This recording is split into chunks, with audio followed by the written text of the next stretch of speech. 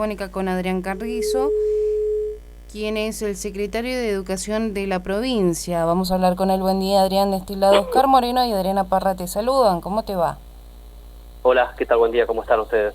Muy bien, Adrián, buen día. Queríamos saber cuál es el cuadro de situación, entendiendo que hoy, martes 22 de junio, se inician las clases o se incorpora el nivel secundario a la presencialidad en toda la provincia de Río Negro.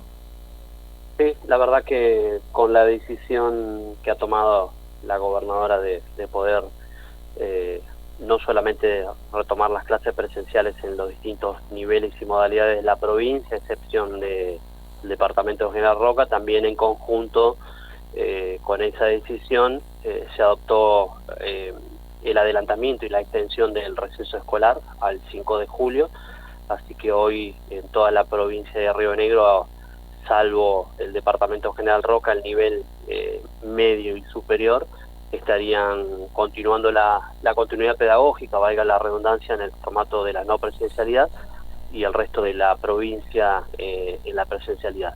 Allí tenemos la particularidad de 16 colegios secundarios donde todos sus docentes ya iniciaron el proceso de vacunación en el día de la fecha, así que en 13 ya pudimos iniciar las clases y el resto lo hará en el día de mañana. Uh-huh. Bueno, en porcentajes, todas las escuelas comenzaron sabiendo que, no sé, por lo menos aquí en Bariloche hubo un recurso de amparo para no iniciar en una escuela secundaria. ¿Qué es lo que nos puede decir sobre ese tema? No hemos tenido ninguna notificación por parte de ningún juzgado de la presentación de recursos de amparo. Seguramente si lo han presentado en algún momento llegará. En este caso responderemos como respondemos todos los recursos de amparo, que es una facultad del Poder Ejecutivo poder determinar cuáles son las restricciones y las liberaciones de las distintas actividades, entre ellas las incluidas que tienen que ver con la modalidad de las clases presenciales. Uh-huh.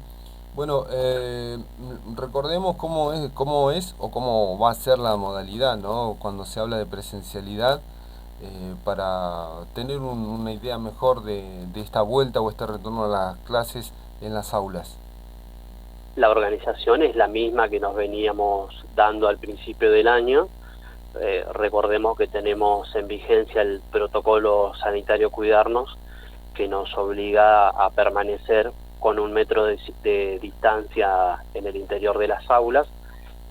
Como las aulas tienen una superficie de 49 metros cuadrados, no podemos albergar a la totalidad de la matrícula.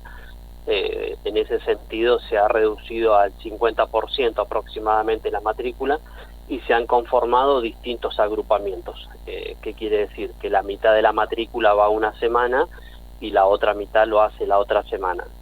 En las condiciones de la no presencialidad se alterna con la presencialidad, que quiere decir que el grupo número 1, si le ponemos algún número, estaría yendo a la presencialidad esta semana, y la semana próxima quedaría en la no presencialidad, ya sea en el formato virtual o con las cartillas gráficas que genera la escuela, y retornaría el grupo número 2, que en esta semana lo hará en el formato de la no presencialidad. Uh-huh. Bueno, uno se pone a pensar cuántos chicos serían aproximadamente los que volverían a las aulas bajo esta modalidad. ¿En toda la provincia, me dice usted? Sí, en toda la provincia. Y en toda la provincia tenemos alrededor de 220.000 estudiantes. Uh-huh. O sea, bueno, ¿y hace cuánto tiempo los secundarios no lo hacían, por ejemplo, ¿no? Pensando en que la presencialidad no solamente tiene que ver con que da la posibilidad para todos de acceder a la educación, porque a veces la virtualidad se complica, teniendo en cuenta también la necesidad que tienen los jóvenes, ¿no?, de volver a las aulas. Tenemos desde la última restricción aproximadamente un mes de haber tomado aquella determinación en función de de los rangos y la situación sanitaria, se decidió la restricción de todo el sistema educativo. Luego, a medida que la situación sanitaria nos iba permitiendo, fuimos abriendo distintos niveles y modalidades, y ahora es el turno del nivel medio. En esto coincidimos que la presencialidad es una herramienta fundamental que no solamente nos permite el uno a uno y esa construcción de la subjetividad para que el proceso de enseñanza-aprendizaje se lleve a cabo, sino también que la presencialidad es un vehículo importantísimo para que docentes, estudiantes y las familias puedan seguir aportando y construyendo este concepto de cuidado colectivo, para no solamente dentro de la escuela, sino en el resto de la sociedad. Y lógicamente este formato de la presencialidad es muy importante, sobre todo en aquellos estudiantes que están en condiciones de la terminalidad de los ciclos, ya sea en séptimo grado o en quinto y sexto año del nivel medio. Sí.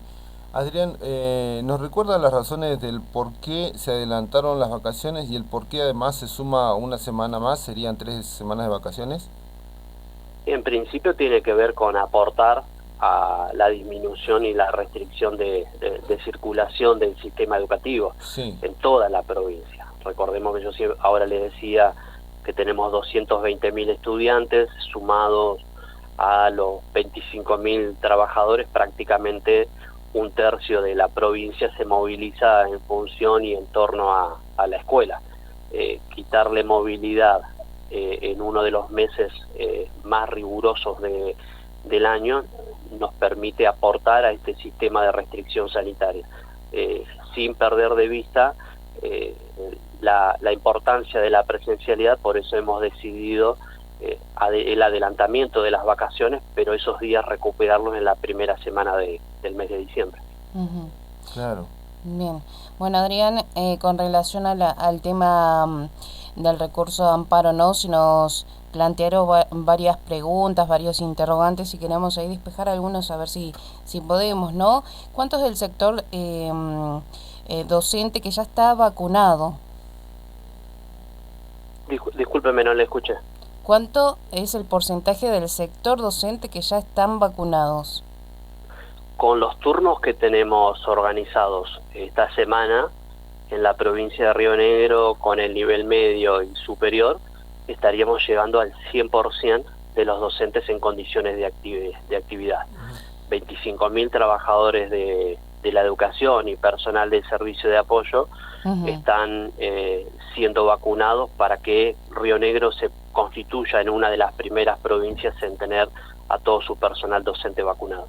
Bien, bueno, en este caso, y se da esta pregunta también, ¿no? Porque hay docentes que todavía no están vacunados, o es por elección, o porque presentaron el recurso de amparo teniendo en cuenta que estuvieron muchos meses para vacunarse, ¿no? Desconozco si hay muchos docentes que no se hayan querido vacunar por elección. Sí tenemos a 25.000 que son prácticamente la mayoría que están frente a curso. Y en cuanto al tiempo, nosotros iniciamos el 3 de marzo el periodo común, sí, sin tener un cronograma de vacunación. 96 días después, prácticamente 3 meses, estamos llegando al 100%. Cada uno podrá hacer una lectura si fue de manera rápida o no. Lo cierto es que en función de los parámetros de vacunación del sistema de salud, hoy Río Negro se está constituyendo en una de las primeras provincias en inocular a la totalidad de sus docentes. Bueno, Adrián, Victoria te habla. Te hago una consulta. ¿Por qué se esperó recién esta semana para vacunar a los maestros, o por qué ellos esperaron esta semana justo que era el comienzo de clases y no se vacunó antes? Ya sabiendo que iban a habilitar esta semana para que los chicos vuelvan a clases. Mire, la vacunación inició, recién lo decía, el 5 de marzo con los distintos grupos, en el nivel inicial, primario, especial, la modalidad especial, todos los docentes comprendidos en el grupo de gestión, y en la medida que fueron llegando las distintas dosis Recordemos que el sistema de distribución de vacunación es un sistema que está centralizado por el Ministerio de Salud de la Nación, y en función de esas partidas se van convocando los distintos grupos etarios y distintos grupos de riesgo de las distintas localidades. En función de esa distribución nacional de las vacunas, Río Negro fue adoptando la decisión de ir convocando a los docentes. En este caso, hace 2 semanas llegó una partida de 22.800 vacunas, y el gobierno de Río Negro tomó la determinación de que esas vacunas sean destinadas a este sector docente que estaba quedando pendiente, que es el nivel medio y superior. Bien, y Adrián, en el caso de que hayan docentes que cuando comenzó todo el tema de la inscripción, de la vacunación, no querían, o sabiendo que es opcional no vacunarse o no contra el COVID, no querían vacunarse, y ahora han cambiado de parecer, cambiado de opinión, y ahora sí se quieren vacunar, ¿cómo se trabaja con ellos? Serán incorporados como el resto de los docentes. Hace 2 semanas, cuando la gobernadora toma la determinación de vacunar a esos 7.000 trabajadores y trabajadoras de nivel medio y superior, hemos confeccionado en conjunto con los equipos directivos, supervisivos y cada uno de los consejos escolares, elaborar el listado de aquellos docentes que estaban quedando pendientes de vacunación. Aquellos docentes que hayan cambiado de opinión no tienen más que informar a su equipo directivo, supervisivo, para poder coordinar los turnos respectivos. Bueno, Adrián, entonces para tenerlo más claro, ¿cuándo comenzaron en Río Negro a vacunar a los docentes? El 4 de marzo. 4 de Iniciamos marzo, de con este el año. segundo grupo, y luego consecutivamente a medida que fueron llegando las distintas partidas, se fueron agregando todo lo que es nivel inicial, primario, especial. Hace 2 semanas atrás todo el personal de servicio de apoyo, y en esta semana se está culminando con todo lo que es el nivel medio y superior. ¿Y cuándo comenzaron a vacunar a docentes secundarios? De docentes secundarios hace 1 semana atrás. ¿Y por qué no se vacunó antes? Recién se lo explicaba, que tiene que ver con las dosis que distribuye el Sistema Nacional de Vacunación en función del arribo de las 22.800 vacunas a Río Negro. Hace 2 semanas aproximadamente, ese lote de vacunas se decidió que sea destinado a estos 7.000 trabajadores del nivel medio. Recordemos que no solamente los docentes están comprendidos en el sistema de vacunación, sino el resto de trabajadores y personas que están comprendidas en factores de riesgo y personal estratégico. La pregunta viene a propósito, Adrián, porque en el recurso de amparo que presentaron docentes secundarios del SRN 123 acá de Bariloche, como argumento está esto de que todavía no están vacunados los docentes secundarios, y que ellos se exponen y exponen a las burbujas donde tienen que trabajar, porque se cruzan de un curso a otro. Por eso uno por ahí trata de entender, o de repensar, o de repreguntar, ¿no? ¿Por qué se debió o a qué se da esta situación, o por qué se llega a esta fecha donde hoy se inician la vuelta a la presencialidad para secundarios y no están todos los docentes vacunados, ¿no? Sí, tiene que ver con esta distribución, digamos, de público conocimiento, como es el sistema de adquisición y de distribución de vacunas. Ninguna de las provincias del país, ni ninguna ciudad, ni la ciudad autónoma de Buenos Aires, puede adquirir de manera unilateral vacunas a los distintos laboratorios que fabrican estas vacunas. Este sistema está centralizado por el gobierno nacional, y es el gobierno nacional el que está autorizado a la compra y a la distribución. En función de la distribución y de la llegada de estas vacunas, las distintas jurisdicciones ordenan la convocatoria a los distintos grupos.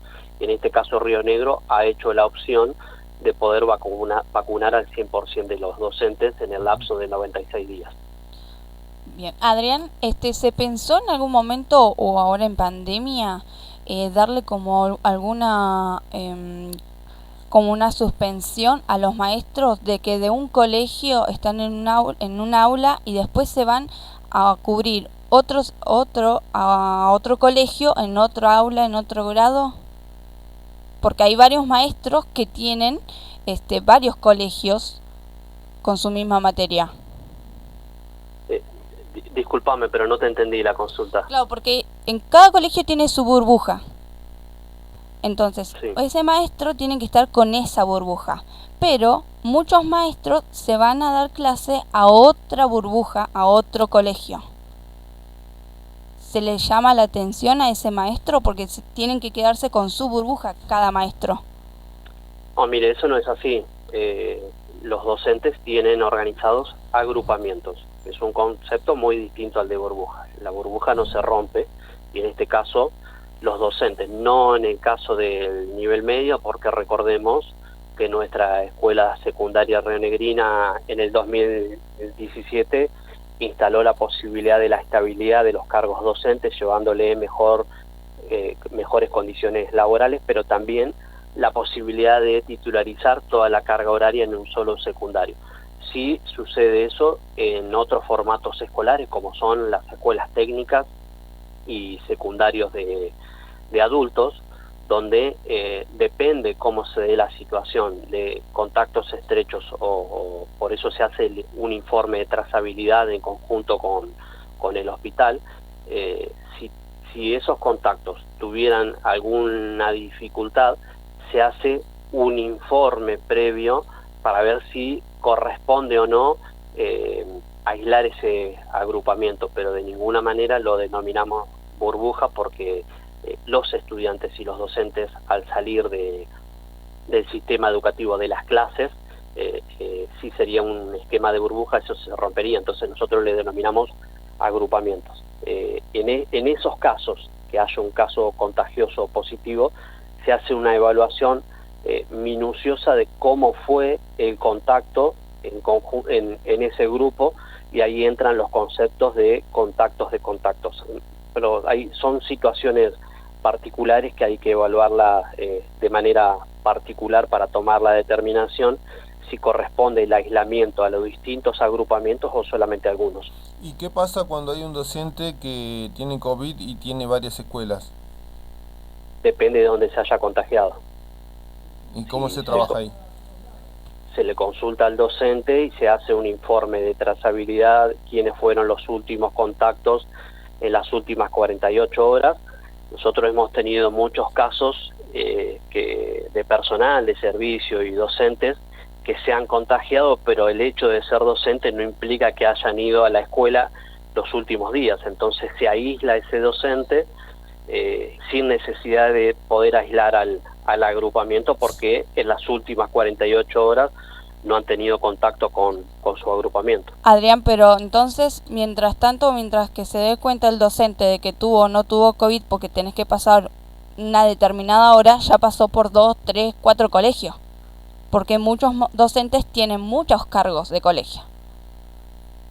Por eso te lo decía, en esos casos que se detecte un caso positivo o sospechoso, el docente se le hace un informe sobre en qué situaciones estuvo trabajando. En algunos casos no han ido a trabajar y solamente se aísla al docente y a su grupo familiar, y en el caso que haya tenido contacto con algún agrupamiento, también se aísla por precaución a esos grupos que han tenido contacto directo. Uh-huh. Y cuando hay un caso positivo en un docente, ¿cuántos días es de cuarentena?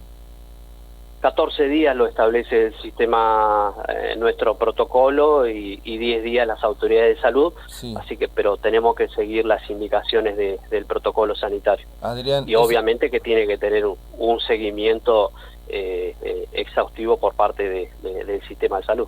La pregunta es, Adrián, ese docente con COVID positivo esos 15 días no trabaja. No trabaja, y el sistema educativo, en función de la organización institucional, le proporciona una cobertura para que las clases, ya sean en la no presencialidad o en la presencialidad, se puedan seguir llevando con normalidad. Claro, ¿cómo se resuelve eso, no? Esa continuidad de clases para los cursos o colegios donde vaya. Exactamente, se le nombra un suplente. Ajá. Bien, Adrián, te quería consultar también, ¿no? ¿Cómo o cuál es el criterio, ¿no? Que se tiene para asignarles horas o cargos o materias o aulas a los docentes, ¿no? Teniendo en cuenta que hay muchos docentes, profesores que se han egresado hace un año, hace 2 años y todavía están ahí esperando para poder cubrir algunas horas y teniendo en cuenta esto que decían, ¿no? Profesores que tienen 2 escuelas, 3 escuelas, hasta 4 y hay profesores y docentes que todavía no tienen un cargo o algunas horas para cubrir. El sistema de designación docente está regulado por una normativa que ya tiene muchos años de construcción en conjunto con todos los trabajadores de la educación, que tiene que ver con un sistema de clasificación docente por título, habilitantes, idóneos y supletorios. En función de los títulos de cada uno de los docentes, más los años de servicios y las distintas capacitaciones que se hacen, se establece un orden de prioridad que los docentes, por ejemplo, este año vamos a incorporar un sistema novedoso que es toda la inscripción online. Anteriormente y por muchos años atrás se hacía en formato papel, donde todos los años, justamente en el mes de junio, se hace la inscripción en las juntas de clasificación de acuerdo a los distintos niveles y modalidades. En función de los listados que se van generando, en función de los títulos, servicios docentes y las distintas capacitaciones, a cada docente se le asigna un puntaje. Y es ese puntaje el que le permite y le determina poder tomar cargos democráticamente en una asamblea pública de docentes que prácticamente se hace al inicio del ciclo lectivo, y luego en el transcurso del año se van haciendo distintas asambleas más pequeñas para poder cubrir distintas licencias docentes. Aquellos docentes que recién se inician se tienen que inscribir en este sistema y en función del puntaje que tengan pueden acceder a distintos cargos docentes. Bueno, yo lo planteaba más que nada por el lado de que por ahí un profesor está en un establecimiento, después, bueno, se traslada a otro y así sucesivamente y podrían haber, bueno, más profesores cubriendo en esos colegios, ¿no? Para que no estén de un lado a otro.